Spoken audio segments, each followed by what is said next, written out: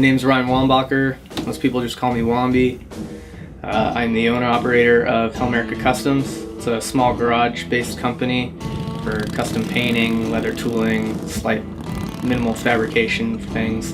For the past 13 plus years, I played in a band called Bleeding Through, and the majority of my life straight out of high school was touring full-time on the road. So when I would come home from tour, you know, the money that you did save on the road, you'd immediately have to start spending. You're not home long enough to have a regular job. You know, you can't be hired when you're home for 1 month. So Hellmerica Customs started out basically as helmet painting, and I just kind of had a huge collection of helmets that I would sell off, and kind of rode that way for a while before I branched out to anything else.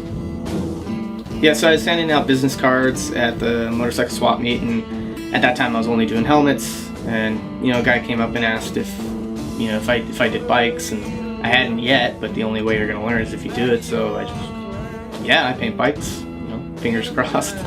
And dude brought me his tank fender off a Sportster, and started from there. And I've done probably 15 to 20 bikes, maybe more. You know, can't really keep track, but I had a lot of fun doing it, and being able to see bikes rolling down the street that I had painted. You know, that's the huge part for me. Seeing a guy pull up somewhere and recognizing that it's my paint shop. I never get tired of that.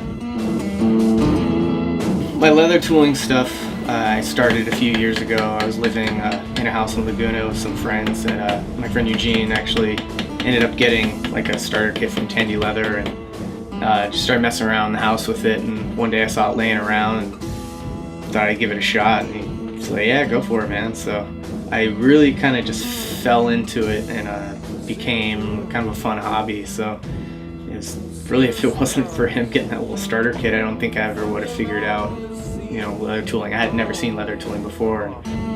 You don't see yourself progress right away. You know, you go a few months just kind of, it's almost like demoralizing in a sense. You see it's like you can't figure things out, you can't figure it out. Just like playing music, playing bass, I can't figure a song out, and then one day it clicks.